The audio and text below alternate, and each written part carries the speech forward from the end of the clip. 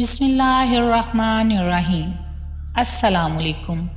اردو کہانی گھر میں خوش آمدید۔ آج کی میری یہ ویڈیو کسی کی زندگی سے متعلق ایک سچی اور سبق آموز کہانی ہے۔ ویڈیو دیکھنے سے پہلے میرے یوٹیوب چینل اردو کہانی گھر کو سبسکرائب کریں اور بیل نوٹیفیکیشن کو آن کریں تاکہ ہماری ہر آنے والی ویڈیو آپ تک پہنچ سکے۔ تو چلتے ہیں آج کی کہانی کی طرف۔ اس لیے کہ اس سے پہلے میں خود شادی سے انکار کرتی رہی ہوں اور تمہاری شریک حیات بننے سے پہلے بھی میں نے ایک ہی شرط رکھی تھی۔ وہ کیا شرط ہے؟ چندریا کچھ لمحوں تک شرماتی رہی، پھر لجاتی ہوئی بولی، شادی کے بعد میں کسی بچے کی ماں نہیں بنوں گی۔ یعنی ہم شادی کی پہلی رات سے ہی خاندانی منصوبہ بندی پر عمل کریں گے؟ ہاں، میں یہی چاہتی ہوں۔ لیکن کیوں؟ اس کی کوئی خاص وجہ؟ ہاں، دادی اماں کہتی ہیں کہ میرے بطن سے جو لڑکی پیدا ہوگی وہ اس کے حوالے کر دوں۔ کیا وہ میری بیٹی سے دشمنی کرے گی؟ نہیں، یہ بات نہیں ہے۔ وہ میری طرح میری بیٹی کو بھی بہت محبت سے پرورش کرے گی۔ وہ سمجھتی ہیں کہ میری طرح میری بیٹی بھی بے حد حسین ہوگی۔ پھر وہ مسافروں کو پھانسنے کے لیے میری بیٹی کے حسن و شداب کو چارہ بنائے گی۔ اس لیے میں چاہتی ہوں کہ شادی کے بعد ہماری کوئی اولاد نہ ہو۔ ایسا کب تک ہوگا؟ کیا ہم تمام عمر بے اولاد رہیں گے؟ مجبوری ہے۔ دادی اماں کو بڑی آسانی سے اور سہولت سے ختم کرنے کے لیے ہمیں یہی کرنا ہوگا۔ وہ باہر سے کسی لڑکی کو اٹھا کر اپنا اعلیٰ کار بنانے کے لیے نہیں لائیں گی، بلکہ صرف اپنے خون پر اعتماد ہے۔ ان کا یہ اعتماد درست ہے، کیونکہ میں خونی رشتے کے تحت اب تک خاموش رہی ہوں۔ یہاں کتنے ہی نوجوان آئے اور مجھ پر دل و جان سے عاشق ہوتے رہے، لیکن میں نے صرف تمہارے سامنے دادی اماں کی اصلیت بیان کی ہے۔ اگر تمہیں اولاد کی خواہش ہے تو میرا خیال چھوڑ دو اور یہاں سے چلے جاؤ، اور یہ خیال دل سے نکال دو کہ تم کسی بھی طرح دادی اماں کو نقصان پہنچا سکو گے یا انہیں قانونی گرفت میں لے آؤ گے۔ تمہیں ان کے خلاف کوئی ثبوت نہیں ملے گا، چندریا نے کہا، اور پھر کچھ دیر کے لیے خاموش ہو گئی۔ زبیر شاہ کچھ سوچنے لگا۔ سوچنے اور غور کرنے کے لیے بہت سی باتیں تھیں۔ وہ اس بات کو اچھی طرح سمجھ رہا تھا کہ اس بوڑھی چڑیل کو قانونی گرفت میں لانے کے لیے کوئی ثبوت نہیں حاصل کر سکے گا۔ فی الحال یہی دانش مندی نظر آ رہی تھی کہ وہ چندریا کو اس بوڑھی چڑیل کی گرفت سے نکال کر اپنے ساتھ لے جائے اور پھر اس سے شادی کر لے اور اس بڑھیا کو حسین اعلیٰ کار سے محروم کر دے۔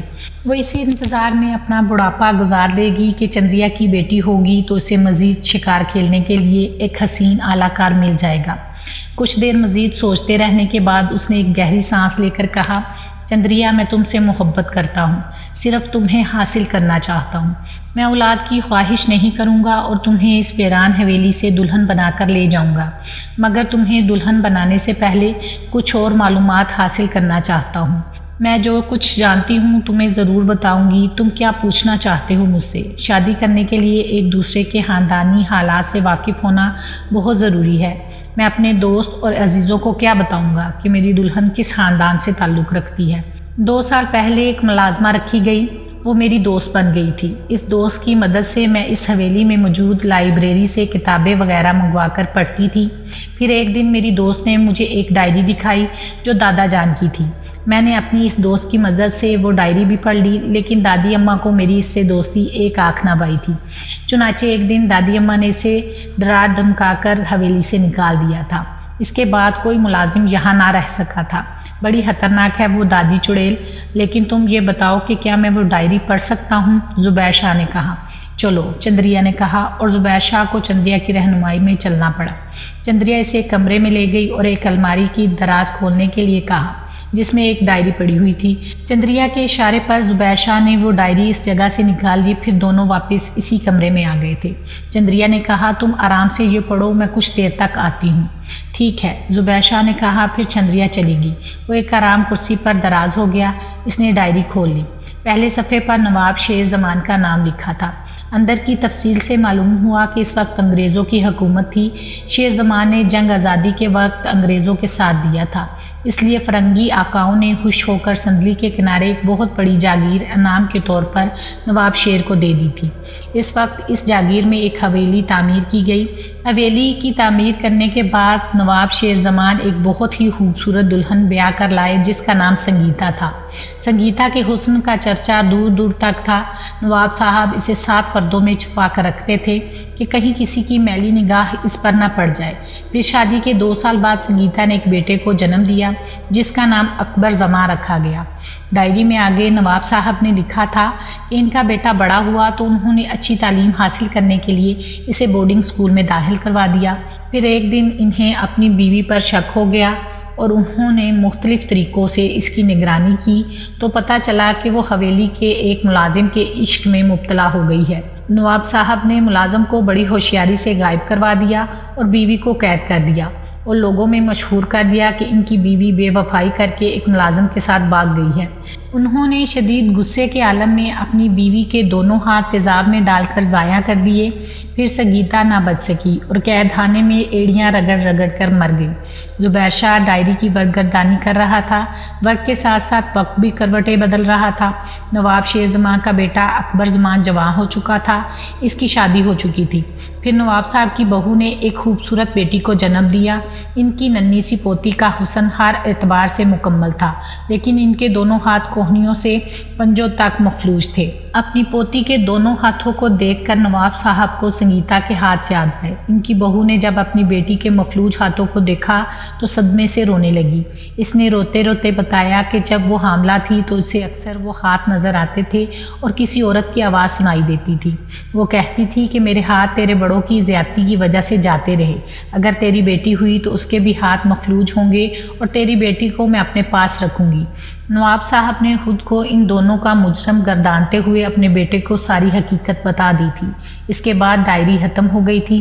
ज़ुबैर शाह ने अहज़ किया कि बेटे ने ज़रूर बाप से बदला लिया होगा।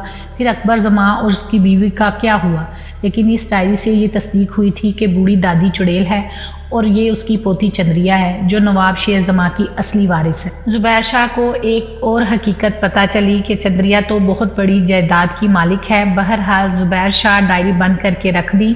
इसी दौरान चंद्रिया आ गई और ज़ुबैर शाह को मुखातिब करके कहा, तुमने डायरी पढ़ ली होगी, इसके बाद के वाक़यात मुझसे सुन लो। मेरे बाप ने मेरे दादा को अपने हाथों से मार दिया था, लेकिन फिर मेरे वालिद मेरे गम में घुल घुल कर मर गए। फिर जब मैं 10 साल की थी तो मेरी ज़िंदगी में एक ज़बरदस्त तब्दीली आई। वो क्या? ज़ुबैर शाह ने बड़े इश्तियाक से पूछा। एक दिन हवेली में एक नहायत ही हसीन औरत आई। वो अम्मी के सामने अपना दुखड़ा रोने लगी कि वो बेवा है और दुनिया वाले उसके हुस्न और जवानी को हवस की निगाहों से देखते हैं। इतनी बड़ी दुनिया में कहीं भी इज़्ज़त आबरू से ज़िंदगी गुजारने को जगह नहीं है। मम्मी ने इस पर तरस खाकर इसे हवेली में पनाह दे दी। वो औरत मेरा बड़ा ही ख्याल रखने लगी। वो मुझे अपने हाथों से नहलाती और कपड़े पहनाती थी। इस औरत के आने के बाद एक दिन मुझे महसूस हुआ जैसे मेरे हाथ हरकत कर रहे हैं। पहले तो मैंने इसे वहम समझा, लेकिन फिर मैंने बाकायदा महसूस किया कि कभी मेरे दोनों हाथों में जान आ जाती है और कभी ये पहले जैसे ही हो जाते हैं। मैंने अम्मी से कहा तो उन्होंने भी मुख्तलिफ़ वक्तों में मेरा जायज़ा लिया और हैरान रह गई, लेकिन मेरे हाथों की हरकत का मुस्तकिल इलाज दरियाफ्त ना हो सका। वक्त गुजरता रहा और मैं 15 साल की हो गई। फिर एक और इंकिशाफ हुआ। एक रात अम्मी ने मुझे सोते से जगाया और मुझसे कहा कि दवा की शीशी नहीं मिल रही। मैंने दवा ढूंढकर इन्हें खिला दी। अम्मी ने मुलाजमा को आवाज़ दी, लेकिन वो सो रही थी। अम्मी उठकर इसके पास गई और इसका हाथ पकड़कर हिलाया, लेकिन वो बिल्कुल बेहिस्सो हरारत था। अम्मी इसके करीब गई और हाथ छू कर देखा। इस वक्त बूढ़ी का हाथ मुर्दा था। अम्मी फिर मेरे पास आई और मेरे हाथों को हला हला कर देखा। वो बिल्कुल हरकत में थे। अम्मी ने मुझे वहीं छोड़ा और एक खंजर लेकर मुलाजमा के कमरे में चली गई। मैं इनके पीछे चल दी। मैंने देखा कि मम्मी ने इस औरत को मारने के लिए खंजर बुलंद ही किया था, लेकिन इसी वक्त मेरे हाथ ने हरकत की और अम्मी का हाथ पकड़ लिया। मम्मी, आपको क्या हो गया है? आप इसे क्यों हलाक करना चाहती हैं? चंद्रिया, ये कोई पुरस्रार रूह है। अगर ये मर गई तो शायद तेरे हाथ वापस आ जाएं। मैंने अभी अभी महसूस किया है कि इसके हाथ बेहरकत हैं। यही औरत शायद तुम्हारे बाप के ख्वाब में आई थी और कहती थी कि तेरी बेटी मेरी और इसके हाथ में मेरे हैं। मैं इस औरत को मार दूंगी तो तेरे हाथ वापस आ जाएंगे। छोड़ दे बेटा मेरा हाथ। और ज़ुबैर शाह मेरे हाथ फिर बेजान होते चले गए। इतनी देर में वो औरत उठकर बैठ गई। उसने अजीब सी नज़रों से अम्मी को देखते हुए कहा, तेरे ससुर ने मेरे हाथ तेज़ाब से गला दिए थे, मगर मैंने अपनी पोती के हाथ अपना लिए हैं। मैं जब चाहती हूँ इसके हाथों को इस्तेमाल करती हूँ, फिर सोते वक्त ये हाथ इसे वापस कर देती हूँ। इस तरह ये हाथ दादी के भी हैं और पोती के भी। चंद्रिया के ये हाथ जिस तरह उसकी हिफाजत करते हैं, इसी तरह मेरी भी हिफाजत करते हैं। کیونکہ یہ میرے ہاتھ ہیں۔ اس دن مجھ پر یہ راز کھلا کہ وہ میری دادی تھی۔ میں نے اس سے کہا کہ تم میری دادی نہیں، ڈائن ہو۔ تم میرے ہاتھ مجھے واپس کر دو تو میں تمہارا گلا دبا دوں۔ تم ایسا نہیں کر سکتی۔ دادی عورت نے مسکرا کر کہا، انہی رشتے ایک دوسرے کو نقصان نہیں پہنچاتے۔ میں نے اب تک اپنے بیٹے، بہو یا پوتی کو نقصان نہیں پہنچایا۔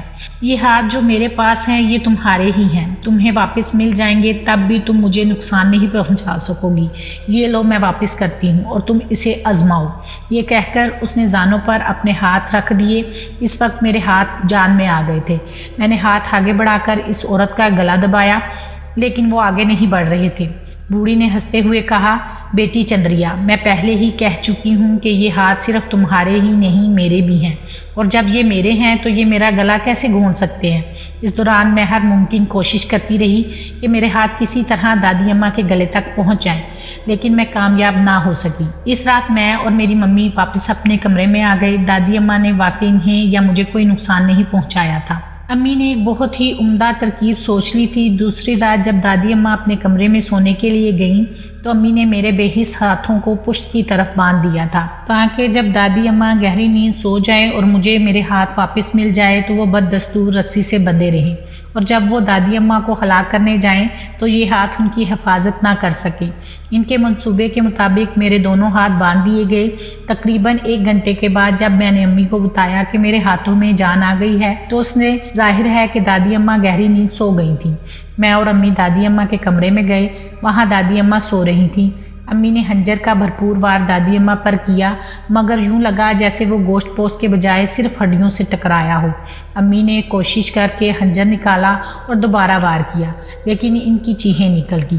وہ ایک دم سے لڑکھڑا کر فرش پر گری۔ ان کے منہ سے بڑی مشکل سے نکلا، یہ تو ہڈیوں کا ڈھانچہ ہے۔ امی گور کر دادی اماں کو دیکھنے لگی۔ دادی اماں بستر پر اٹھ کر بیٹھ گئی تھیں۔ پھر وہ تلخی سے مسکرا کر بولی، میں تم دونوں کو دہشت زدہ نہیں کرنا چاہتی تھی۔ اب تم دیکھ ہی چکی ہو تو یہ سن لو کہ میں ہڈیوں کا ڈھانچہ ہی ہوں۔ یہ گوشت پوست کا بدن محض فریب نظر ہے۔ مجھے مرے ہوئے ایک مدت گزر گئی ہے۔ مرنے کے بعد انسان کی ہر چیز گل جاتی ہے، صرف ہڈیوں کا ڈھانچہ رہ جاتا ہے۔ میرے دونوں ہاتھ بری طرح مچل رہے تھے۔ چندریا، میں تمہاری دادی ہوں، تمہیں اور تمہاری امی کو کبھی نقصان نہیں پہنچا سکتی۔ تمہاری امی بھی مجھے ہلاک نہیں کر سکتی۔ مجھے زندہ رہنے کے لیے ہر رات انسانی خون مل جاتا ہے۔ جب تک میں لہو پیتی رہوں گی اس وقت تک اس حالت میں زندہ رہوں گی۔ اس لیے نہ مجھے نقصان پہنچاؤ اور نہ ہی کبھی دل میں یہ خیال لانا کہ تم دونوں میں سے کوئی مجھے نقصان پہنچا سکتی ہو۔ جاؤ اپنی امی کو سنبھالو۔ میں اپنی امی کو سنبھالنے کے لیے ان پر جھکی تو پتہ چلا کہ وہ وحشت کے مارے مر چکی ہیں۔ مجھے دادی اماں پر غصہ آ رہا تھا، مگر میں انہیں الزام نہیں دے سکتی تھی کیونکہ انہوں نے امی کو ہلاک نہیں کیا تھا۔ انہوں نے تو ہماری بھلائی کے لیے یہ بات بھی چھپا رکھی تھی کہ وہ حقیقتاً ہڈیوں کا ڈھانچہ ہے۔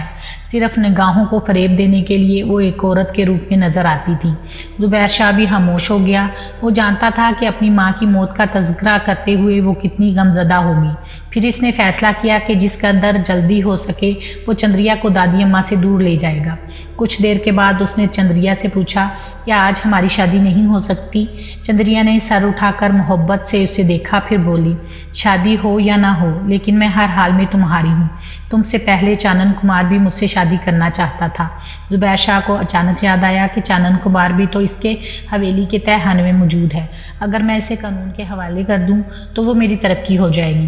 حالانکہ چندریا کے پاس اتنی دولت تھی کہ اب تو نوکری کی بھی ضرورت نہ تھی، لیکن ایک عام شہری کی حیثیت سے بھی تو وہ قانون کا ساتھ دے سکتا تھا۔ تم نے خوب یاد دلایا۔ قاتل تہہ خانے میں موجود ہے اور میرے ہاتھوں بری طرح زخمی بھی ہو چکا ہے۔ میں ابھی جا کر اسے ہتھکڑی لگا لوں گا۔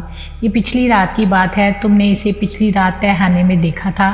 تمہیں شاید وقت گزرنے کا احساس بھی نہ ہوا ہو۔ بہرحال میں تمہیں یہ بتانا چاہتی ہوں کہ قاتل پچھلی رات دادی اماں کا شکار تھا۔ اس کی لاش حویلی سے دور ایک چٹان کے پیچھے پڑی ہے اور اب اس کے بدن میں خون کا ایک قطرہ بھی نہیں ہے۔ دادی اماں نے لہو سے حالی لاش کو گھسیٹ کر وہاں پہنچا دیا ہے۔